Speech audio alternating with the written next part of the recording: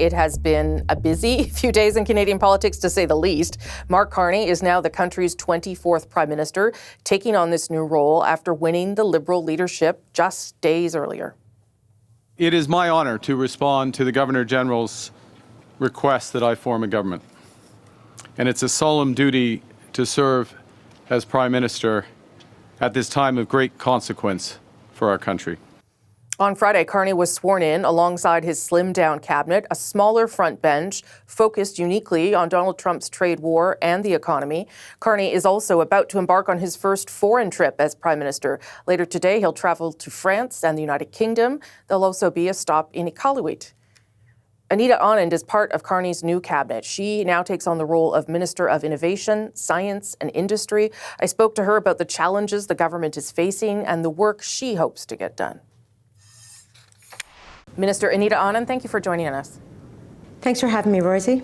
So you're in this new portfolio, Innovation, Science and Industry. It seems to me it's a big job and a critical portfolio at this moment, given what is happening, the threats from the United States. But tell me why you think this job matters in particular right now. We're in a wartime footing right now, Rosie. We need to build Canadian industry, we need to build Canadian supply chains, and we need to buy Canadian. And in order to do that, we have to strengthen the Canadian economy like never before. That's why right after the swearing in, I met with my Deputy Minister and I said that I want a letter going to all suppliers who use steel and aluminum, that they should be buying Canadian steel and aluminum.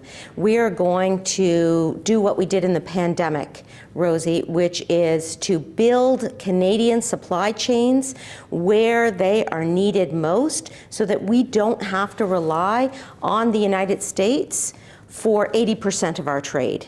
We've done it before, we can do it again, and I'm happy to be leading that effort on behalf of the Government of Canada and the people of Canada.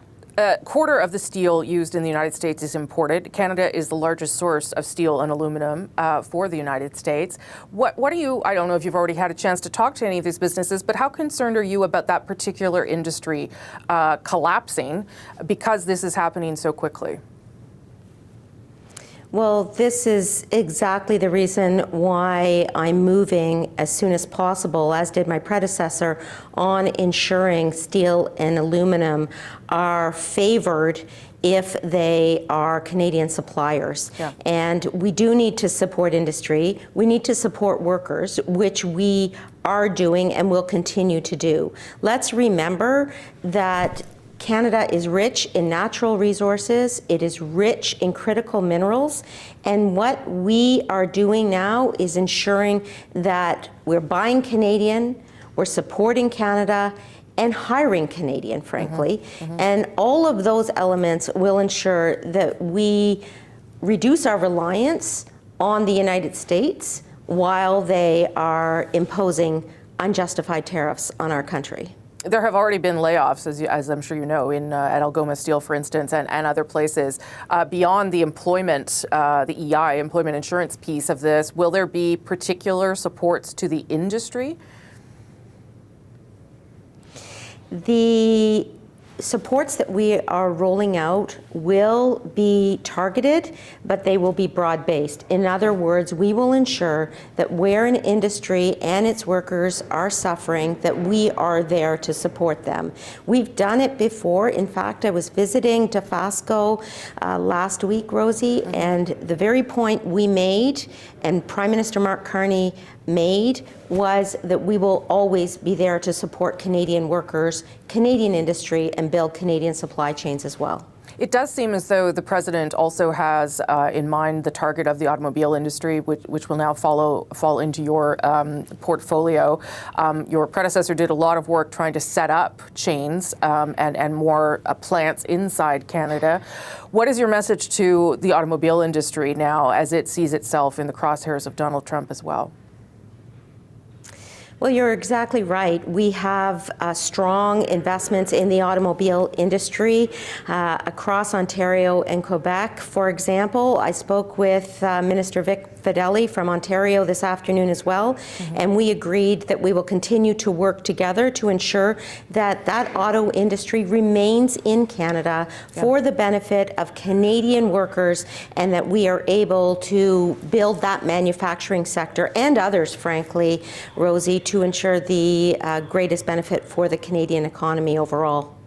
You are in a new portfolio, but you have been in Justin Trudeau's cabinet previously. I'm sure you've heard, Minister, that the Conservatives believe this is just the same old Liberal government with a new Prime Minister, given how many people in cabinet remain in cabinet. What do you say to Canadians who are not convinced that there has been a change in direction here? What I'd like to say to Conservatives is actually tell us what you would do. What are your plans to build the Canadian economy? All we hear from that side is negativity, and negativity is not going to solve the disputes between Canada and the United States on trade, on tariffs. We are getting to work and to ensure that we have supports for workers across the board, that we are engaging and negotiating with the Americans, and that we are building the domestic economy, a resilient domestic economy of today and tomorrow. That requires hard work and seriousness, not something that we are seeing from the Conservatives right now. And how do you think Prime Minister Carney will take on Donald Trump? And how quickly would you like to see the two of them have a conversation of some kind? Certainly, Prime Minister Carney is very focused on ensuring that there is a respectful discussion. He has reiterated that Mr. Trump, President Trump, has concerns about American workers and American businesses, just like we in the Government of Canada have concerns, deep concerns about supporting Canadian workers and Canadian businesses. And those two opinions need to come together at the negotiating table to have that conversation. And certainly the ministers have been doing very good work in ensuring that the Canadian viewpoint is expressed. Yeah. We know that American businesses, American workers, and American families rely on Canadian goods. And in order to ensure the greatest benefit for both economies, both countries need to get to the negotiating table. You've been working on this file, but I think you'll be much more directly involved, I think, in terms of taking on Donald Trump and the United States. What are you going to do? Are you going to reach out to your counterpart in Washington? How quickly would you like a meeting there? What kinds of things are you going to bring to the table in particular? Well, our entire team is integrated and reaching out to our American counterparts. So I will be doing that within the next 24 hours. And I will say as well that the focus from the Minister of Industry is on building Canadian domestic economic resilience. That means reducing interprovincial barriers to trade. That means supporting Canadian industry, not just in auto manufacturing, but across the manufacturing and natural resource and energy sectors, and ensuring that Canadian workers are supported all along. And so the breadth of this portfolio is one that I am tackling with both hands on the wheel. Okay. Minister Anita Anand, thank you for making the time. Appreciate it. Thank you so much, Rosie. Take care. Canada's new government will be action-oriented, driven by a smaller but highly experienced team made to meet the moment we are in. Our leaner cabinet will focus on two priorities in particular. First, protecting Canadian workers and their families in the face of unjustified foreign trade actions. Prime Minister Mark Carney there laying out some of his government's priorities during this trade war. He's heading out on his first foreign visit this week to Paris and London. But so far, he doesn't have plans to visit Washington and President Trump. How will this new cabinet handle Trump's trade war? Let's bring in our Sunday Scrum. Ian Bailey, reporter for the Globe and Mail in Ottawa. Robert Benzie, Queen's Park bureau chief for the Toronto Star. And Kathleen Petty is the host of CBC's West of Centre podcast and CBC Radio's Alberta at Noon, and she's in Calgary. Good to see everyone again. I want to talk a little bit about some of the decisions that the Prime Minister is making and what that tells us about how he's going to approach Donald Trump. We'll start with the decision to go to Europe later today. Now, he says he had invitations, didn't have an invitation from Washington, but that does, I think, send a powerful message, Kathleen, about what he thinks is important in this moment. Well, it's that, and also he doesn't want to put himself in a position where he's going to get what I would refer to as Zelensky'd. Even if he has a conversation over the next number of weeks with President Trump, probably better to do it over the phone, because you don't want to get ganged up on in the Oval Office and then have those images and sounds out there as we head into an election campaign. So better instead to I guess, offer the message that we're looking at, we have a problem here, but we have opportunities elsewhere. And that's what I'm going to capitalize on, this being Prime Minister Carney, and then going to locations where he is going to get a friendly reception, and they're going to call him Prime Minister. And we know that he has a very close relationship with Macron in France. And also going north, I think, Rosie, is important to point out as well, because the whole issue of sovereignty, a lot of that conversation is key to the North right now, and the possible, perils that await as we, attempt to negotiate with someone who doesn't really seem interested in negotiation. Yeah.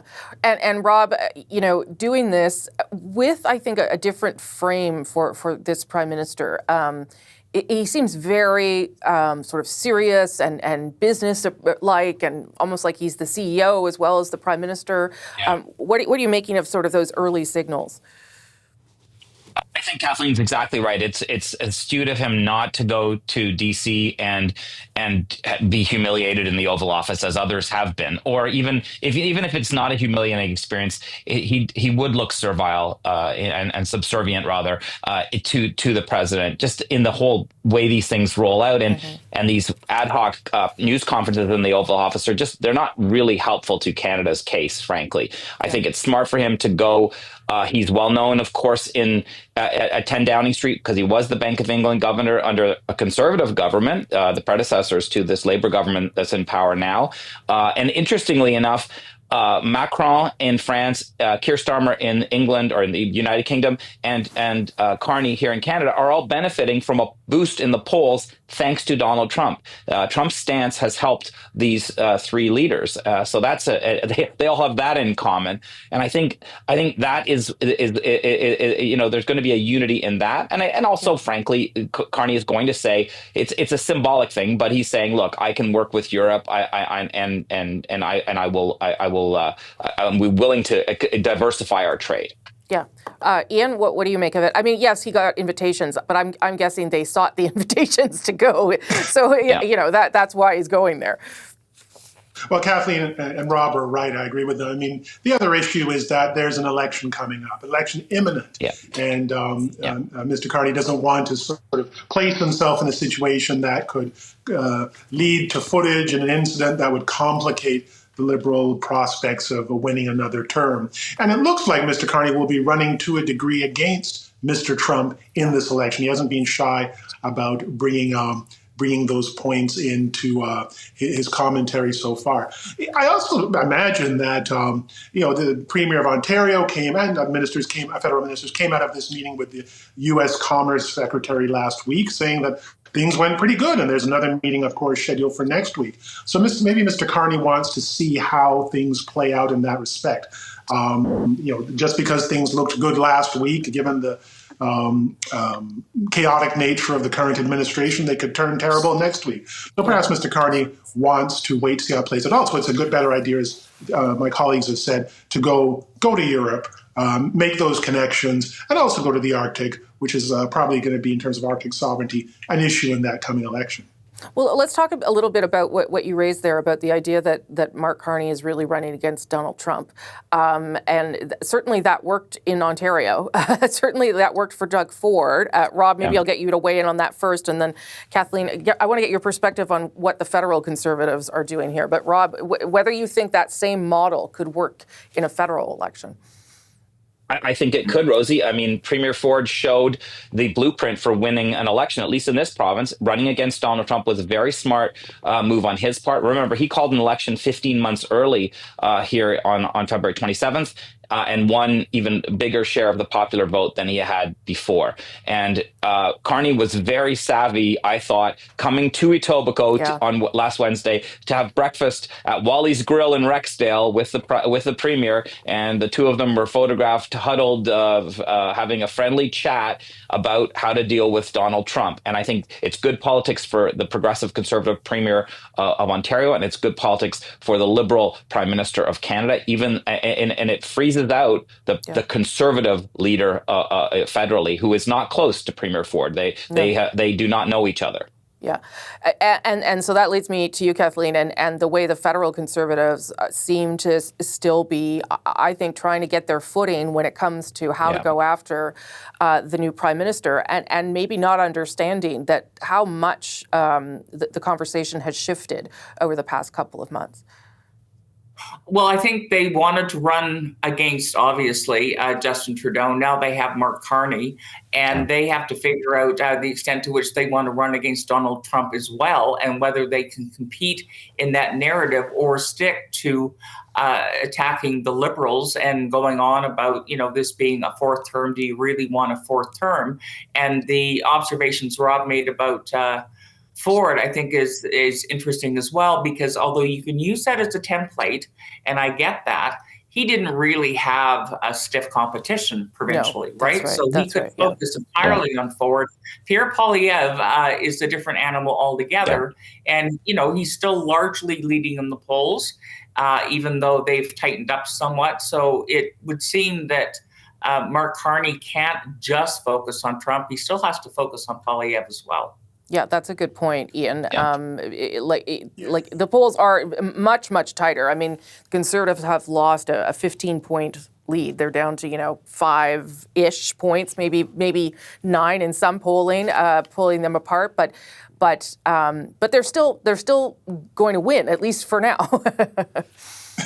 Well, look, to me, it's really remarkable to see this association between Premier Ford, a successful conservative who just won a majority, and Prime Minister Carney. It carries over to a degree from Prime Minister Trudeau. And this association is only going to continue because this trade war is underway. And Premier Ford is working closely with the incumbent government, which is trying to get another term. And it's just remarkable to see this association. It's not going to end. This association won't end next week or probably in 2 weeks. It's going to go on probably well into the next campaign, maybe right through it. So it's just an incredible thing to see. Yeah, I should point out that the new Prime Minister is meeting the Quebec Premier, François Legault, today because he's in Montreal for the St. Patrick's Day Parade. But Rob, that's a good point. I mean, is Doug Ford sort of wanting Mark Carney to win the next election? Would we go so far as to say that? Will he be helping him in some way? Because certainly he knew that sitting there and having breakfast with him, what kind of signal that would send. Yeah, that's funny, Rosie. Mr. Ford made a point of saying, I'm going to stay out of the next federal election. Well, how's that working out so far? Because the federal Conservatives are furious that Mr. Ford is saying nice things about Mr. Carney on U.S. cable interviews where he says he's a very bright guy and he knows the numbers better than anyone.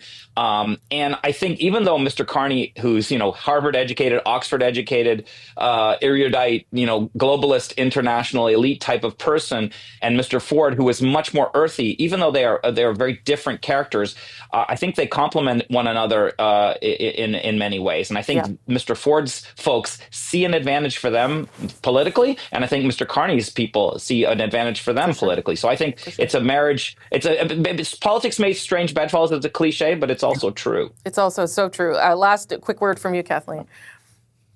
It will be interesting, I do think, in this coming election, the extent to which provincial premiers actually play a role. We're seeing this with Ford, but you can expect to see Daniel Smith have an awful lot to say over the course of this campaign. The complexion of this campaign might be different from what we've seen. Yeah, and there should be, we would expect, I think, a First Minister's call at some point this week, too. Listen, thank you for spending some of your Sunday with me. Great to see you all, Ian, Rob, Kathleen. I hope you enjoyed yourself. Please come back. Thank you all. I did. Thank you. Thanks, guys. Bye.